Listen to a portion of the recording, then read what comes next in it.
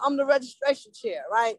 And it's very important for me to know that service work is very good and it's very overwhelming sometimes, right? Because I'm not just gonna tell a newer member like, oh, come on, do this or do that. It's gonna be all right. No, it's gonna be overwhelming.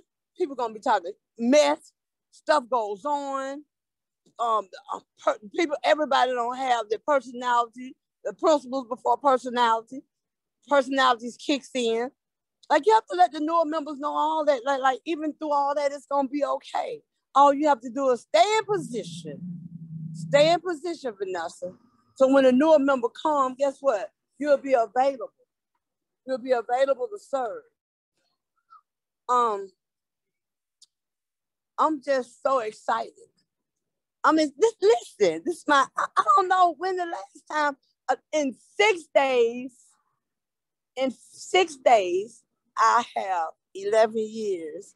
And I'm so excited. It's 5 days, Troy. It's 5 days. In 5 days, I have 11 years. Me and Troy got the same clean date. March the 10th. And I'm so excited. And like y'all have made me, I'm able to get I'm doing a 90 and 90. I try to do a 90 and 90. Listen, as soon as I got to Las Vegas, I'm talking about off the plane, I made me a meeting. As soon as I got, because I don't care what I do or where I go. I need to check in with the group. I need to let the group know that I'm here, right? I need to be accountable, right? Even to people who hadn't even met me yet, who's in the room. See, you serve in all different types of ways, right? And I didn't even know me going to that meeting did a good service to the meeting, right? Because y'all know when I got there, I let them know I'm Vanessa from Atlanta, right? I checked in, and it's just so great. I met a lady, and me and her gonna meet up today, and like, y'all told me to broaden the base, hide the point of freedom. I just want to get some freedom in this process. Y'all told me like in the symbol. You told me in the symbol about the self, society, service, and God, right? And I'm so glad y'all embedded that symbol in me before I even opened up the book, right? I had to get the symbol in my spirit.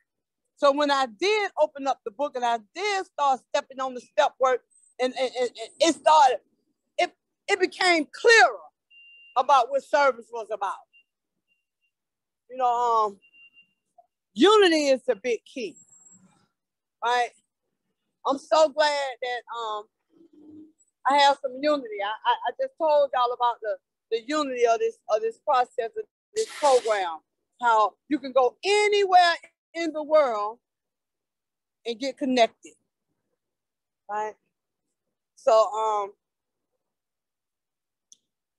I'm just so excited, and thank you, Gretna, and thank you, Troy, and thank everybody who helped me get here on this Zoom platform. When I wanted to give up, didn't let me stop. Y'all kept serving me, right? Kept calling you, didn't we, Vanessa? Yes.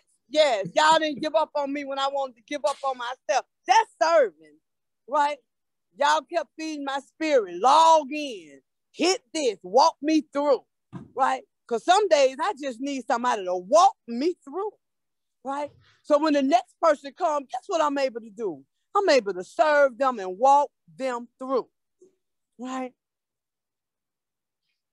You know, y'all told me that only through understanding and application that this works. I don't know how much time I have, but I'm glad y'all let me serve. And I'm going to keep serving, and I'm going to stay on for a little while, and I'm going to hang out with my sponsor. I love y'all. Thank you, Troy. Thank you, everybody on this platform. I love y'all. Thank you, Vanessa. Thanks for sharing. Love you, Vanessa. Thanks for sharing this. I'm Alicia, and I'm an addict. Can I say one thing? Go ahead. March 10th, my clean date, too, will be 3 years. Perfect. Congratulations. All right. So moving on, we got finally, we got Sterling that made his way in. Same with you, Vanessa. Sterling and I have just been working at it, trying to get in this room, and he finally got back in. So I really appreciate you guys and being patient and working with us. So again, Sterling, the topic is attracting members to service. I'm going to ask you to unmute. I love you, buddy, and go ahead.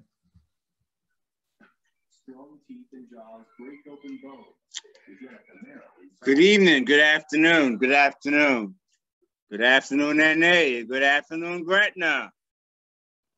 Would you believe that the first Gretna, I was part of it, and it's grown so tremendously. I'm not able to see everybody. What's going on here? I'm seeing Vanessa still.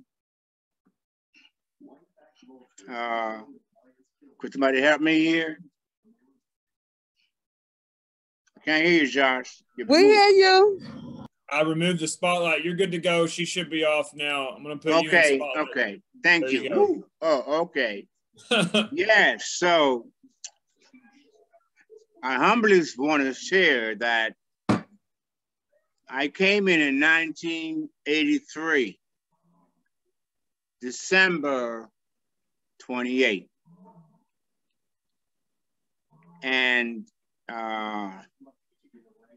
first of all, let me just say, I'm a grateful recovering addict named Sterling.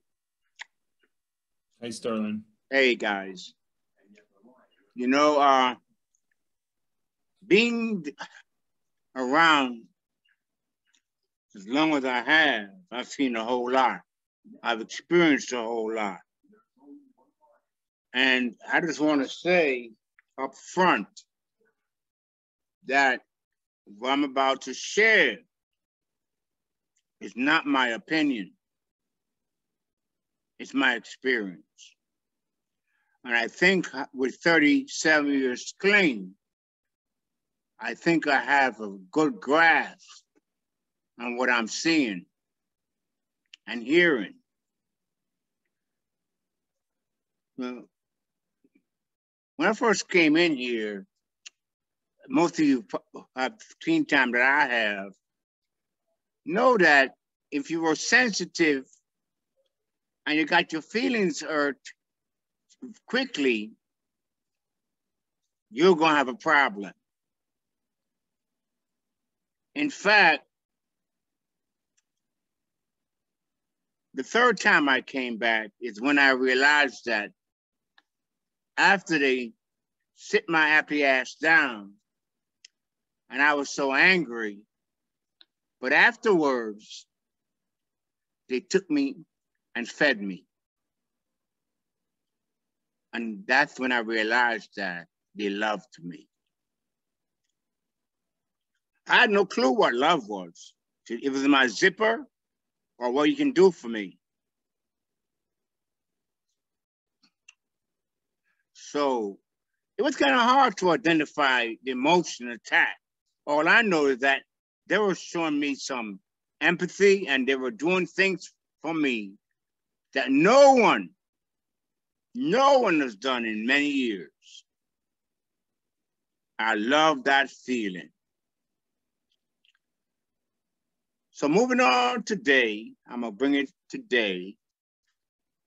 See, when I read, this is a program for traction, not promotion. And it gave me instructions. My first service position was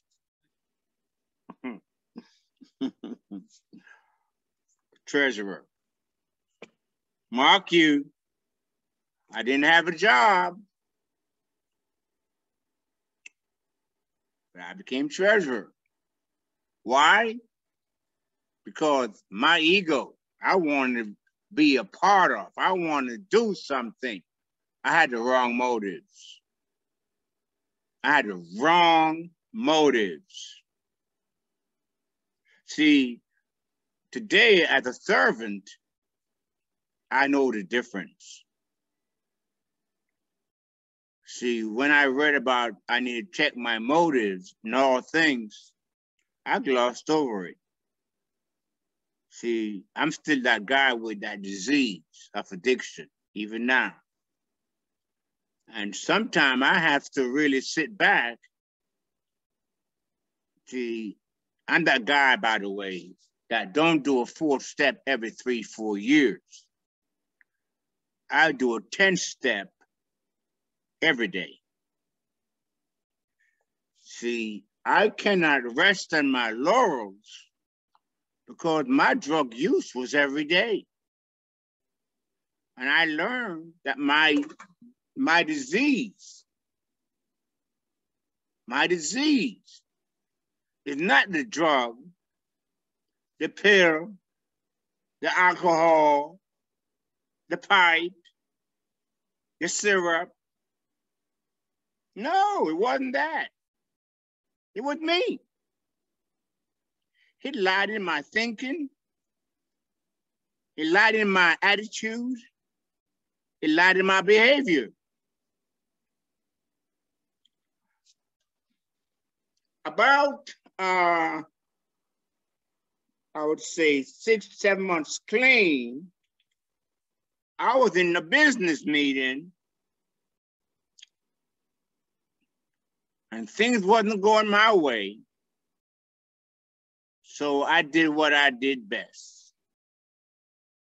I picked a chair up, threw it across the room. But I didn't learn any damn thing. 2 years clean, I pulled a weapon. My weapon was,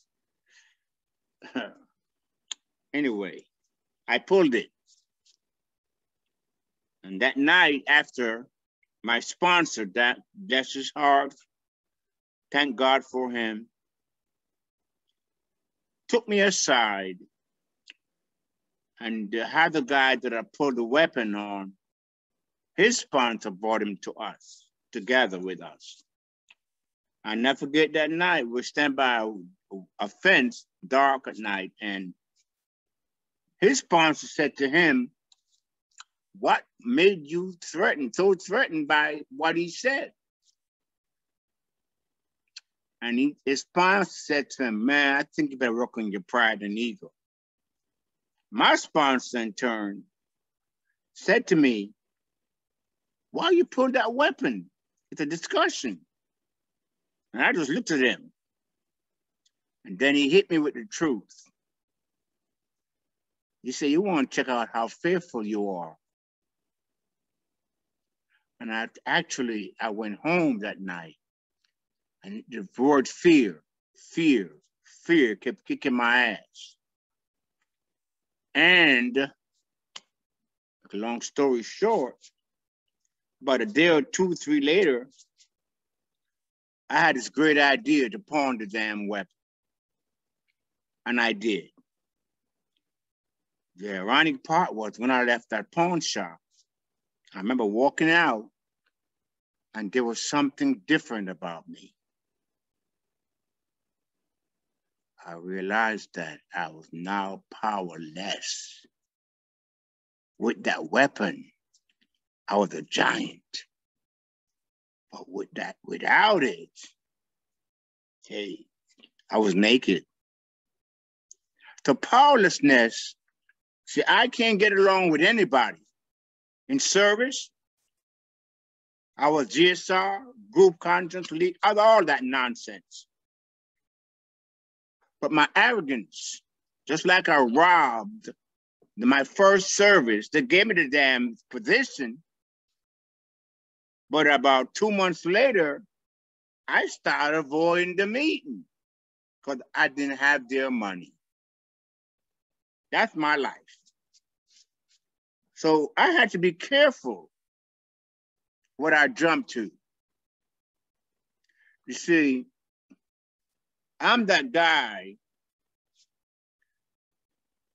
that when they discuss certain position and I raised my hand, because of my prior experience, my sponsor would say, "Put your fucking hand down." Oh, it upset me because I'm ready to do something else. I got a year clean. Why don't you let me do what I want to do? But I remember that one of the things they used to do back then, and I wish they did it today, they would say, if you don't have any experience on this topic or that topic, we would like you not to share. And then they went a step further. If you decide to share what the shit you want to say, back then they'll say, hey man, shut the fuck up. Let somebody share who has experience on the topic. But guess what? I was one of those guys. See, I read the book. I heard all the great slick sayings. I became a parrot. See, I was that guy. Go to one meeting, hear the great sharing, and go to the next meeting like I invented those great words, and like a parrot, repeat them. See, I had a sponsor, by the way. He's my namesake. His name was Sterling White. I must tell you, Sterling killed himself 7 years clean. He went back to North Carolina, got in his mama tub, and shot up OD. Now, I can't say I knew why, and that was not my concern. My concern was the message. My concern was this guy taught me how to be how to be a human being. This guy taught me how to become accountable, responsible, even how to be a dad. So yeah, I love this man. But I love my God more, my higher power, for bringing him to my life. Not, in fact, for bringing me to NA.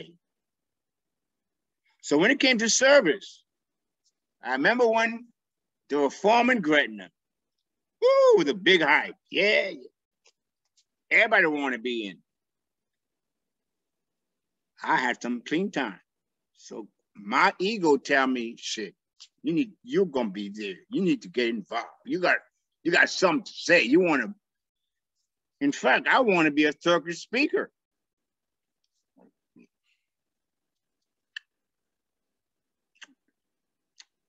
But I learned from my experience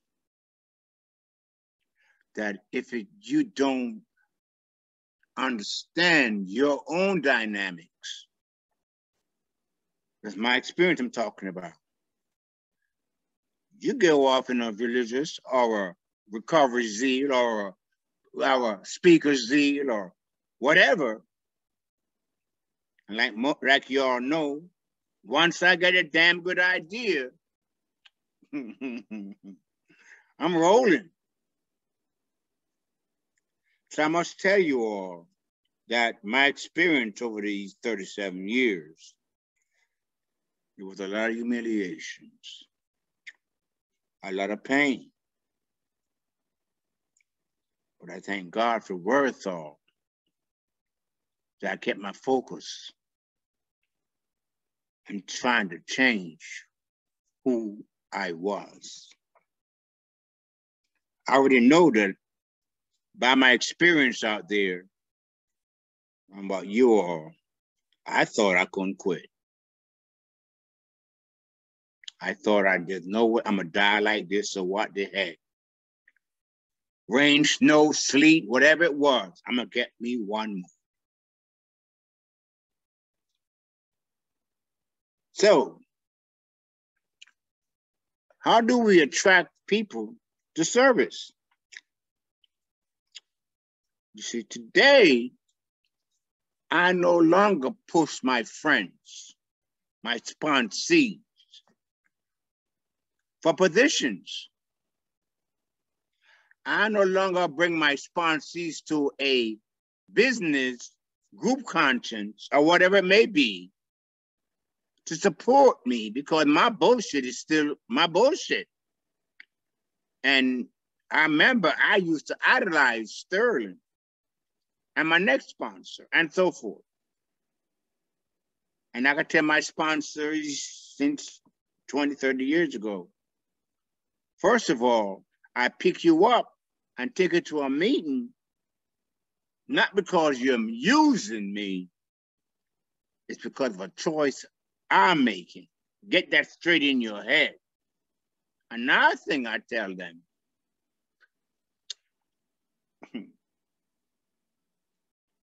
I explain to them who I am. The sniveling dope fiend who call his happy ass. And that's because I'm driving a nice car.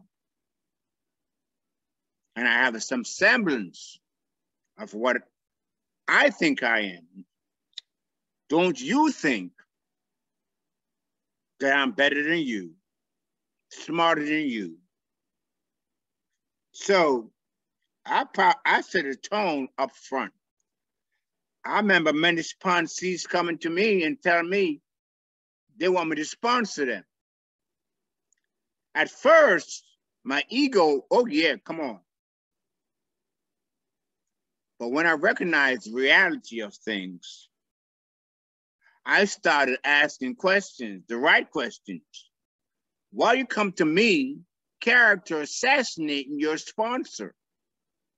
What did he do? What did you do? And most of the time, I got the real answer. So I'll say, go back to that sponsor, man, you might live. See, my ego interferes with all my decisions. My pride, and I'm gonna use another word, my jealousy. See, those are things that bring me pain, bad decisions. And of course, if you're like me, just like some folks use the Bible as a weapon, yeah, people in here. I remember when I was about a year clean and behaving crazy, and a member looked at me and said to me, you need to change. And back then they used the word MF. And I remember walking away and saying to him, what you expect, man, I'm an addict. And that sounds so slick. I'm talking about me. You see, the same slickness I use is used today in the form of, I'm powerless over everything. No, you're not. I'm not powerless over everything. I'm powerless over the medical chemicals, either doctor, street, whatever. When I put it in my body, it might not work the first couple of times, but my experience, it's gonna take over. It always did. So the only time I'm powerless is when I put things in. But I realize through my experience, I have choices today. See, I'm sorry, people. I'm one of them guys that don't think relapse, as they put it, as one sponsor told me, I don't know why. See, I looked him in the eye and say, you made that choice. It's always a choice. I don't care what we're going through. So service starts when you sit down in a room amongst other addicts and you walk in there with the mindset that today I'm gonna help another addict. See, my wife left me last night, or the job fired me, and my car broke down. My mama died. That was one of my reservations. I don't know what I'm gonna do.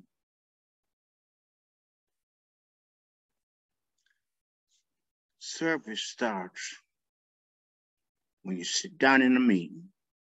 In a meeting, the greatest vehicle for carrying the message.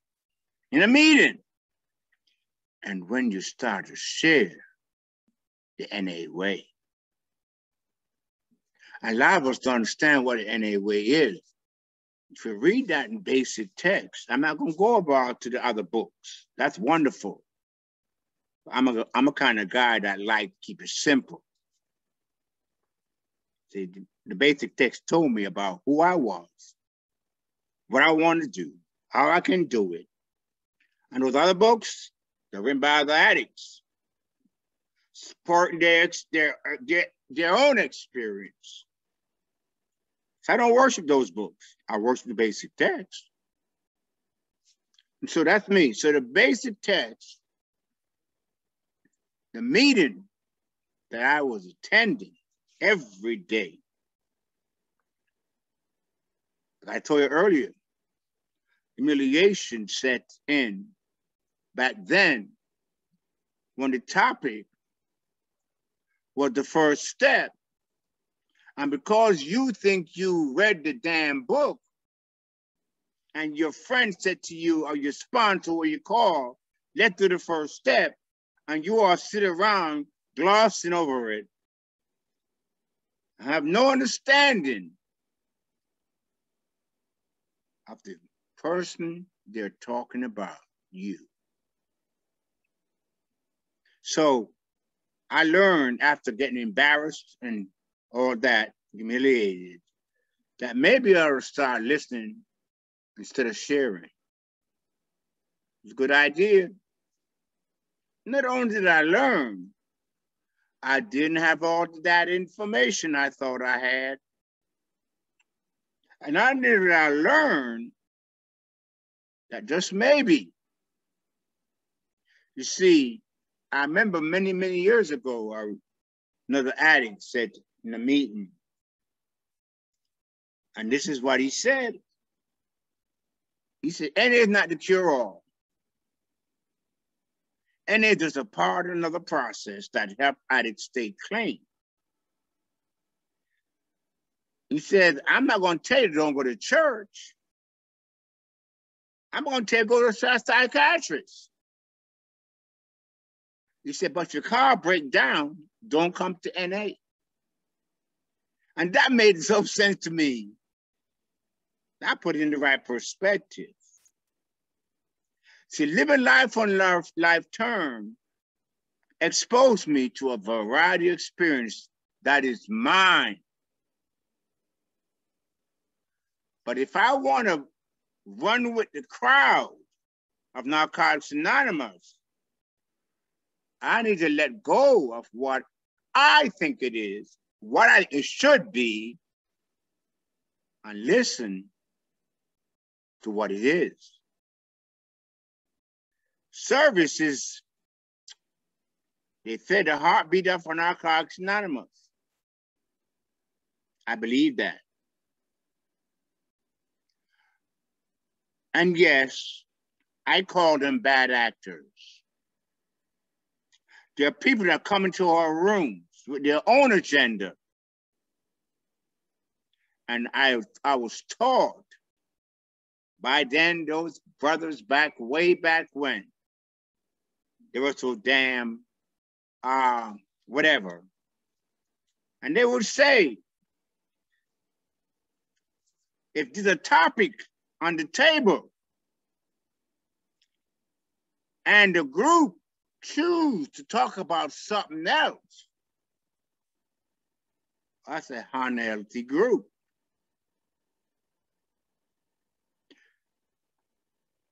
That made sense. See, all I have today, see, I can quote books. I can get pages and read them off in the meeting. But as a recovering addict who has empathy and love for the newcomer, how am I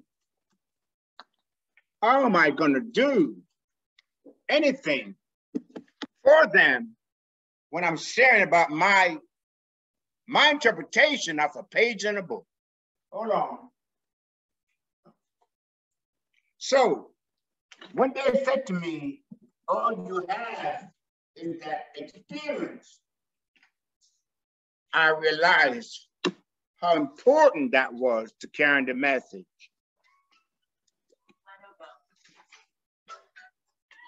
Okay, so anyway, once I learned that group conscience was no longer a struggle, meetings was no longer a struggle, and service work, area where I came from, there were chairs and all that flying in area. Today I walk out. I ain't got time. See, if you're not able to control yourself, and that's what the meeting taught me, self-control. See, what you do or say have nothing to do with my response. You hear me again? No matter what you do or say, to me, has nothing to do with my response. So again, self-control is a spiritual principle. You know, so today, let me just say this. I don't run up front trying to be, yeah, I want to be the speaker. Yeah, I want to, no. I check my motives. I check my motives in all my affairs. See, I've been married 45 going on 46 years. The first 10 years of our marriage, I abused my wife because jealousy told me to. I abused my wife because my insecurities told me to. And when I finally found this program,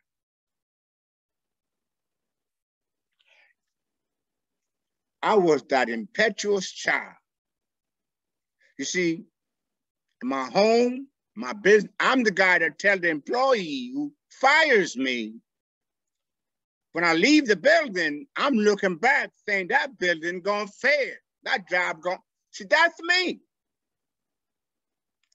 My brain, the basic text told me my perceptions were flawed. The rose-colored glasses I'm wearing, they're foggy, you need to clean them. See, that's my interpretation of the basic text. You see, it wasn't my mama or my daddy or the school I went or the teacher she fed me. That was not my problem. My problem was my perception, my thinking, and my woes me.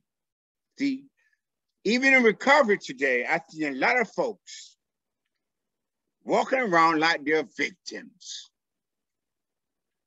Let me just say this to you. I don't know how much time I've left. I've had 3 cancers. I'm sitting here with a kidney cancer and a liver cancer right now. My first cancer, oh my God. I've been clean 20-something. I've been doing, why me, God? But guess what?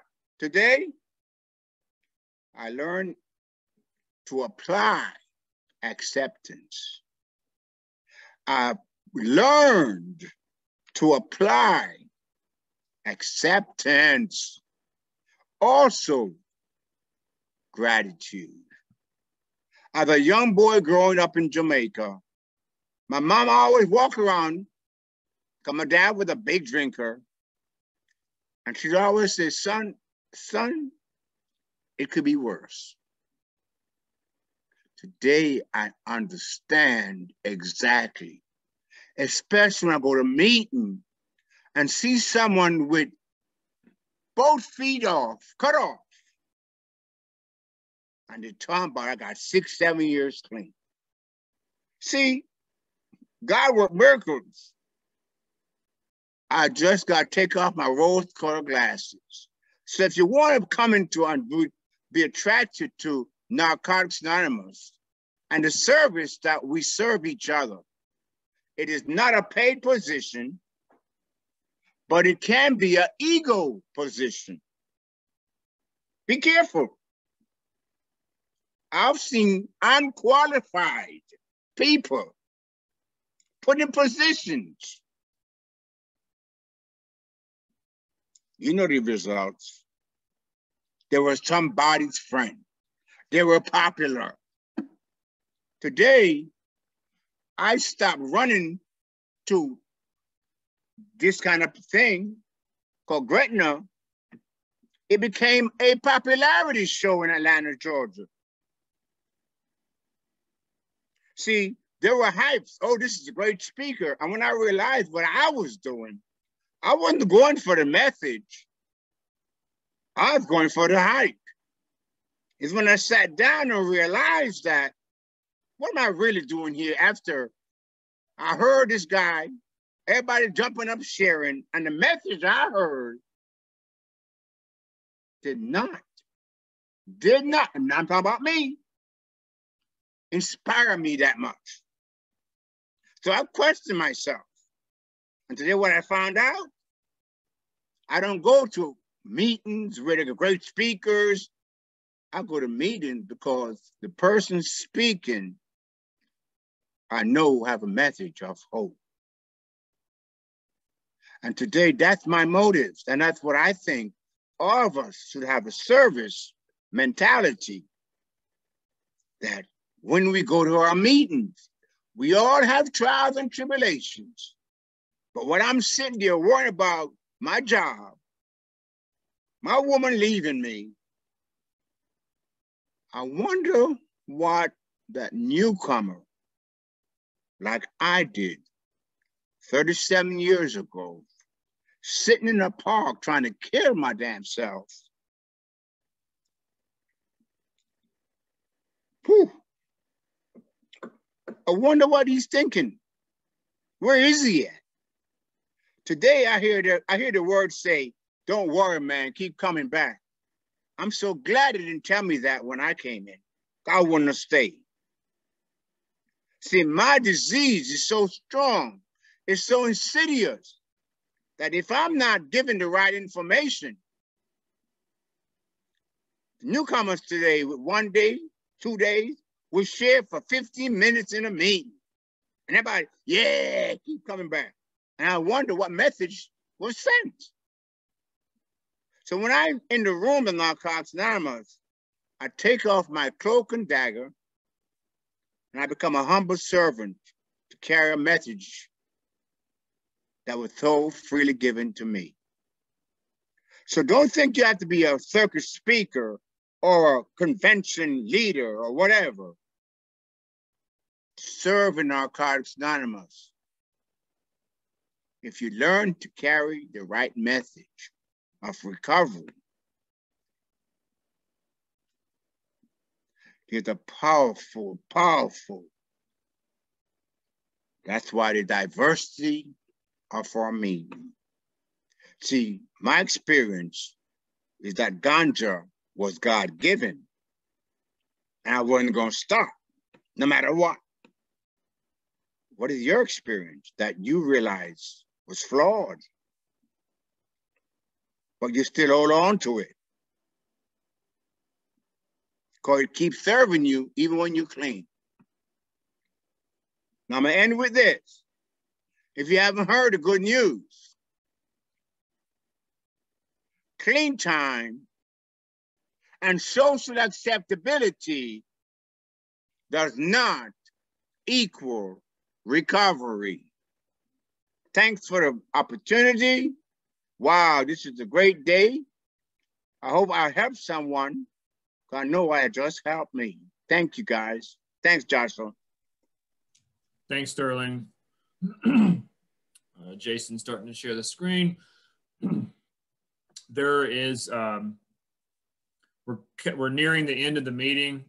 So at this time, we probably, in order for us to, as super admins or whatever you want to call that, to move on to the next meeting. We're going to go ahead and start to end this meeting. So I'd like to thank everybody for a great meeting, and let's give a round of applause to Sterling and also Vanessa. Thank you guys. You can wave your hand. Thank you so much for your service for GRCNA 39.5. This is the first time for virtual, and just to be sitting here and watch the people come into the room and share and be a part of this is truly a blessing. You know, we stay clean no matter what. So if we could close, if everybody, let me see if I can do this real quick. Chat,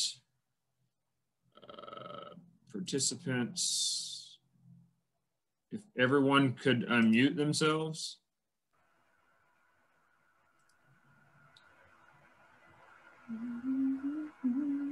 All right, let's see. George D, would you mind taking us out with the Serenity Prayer, please, the we version? My name is George. I'm an addict. Hey, George. God. Serenity. Because that's the thing you cannot change.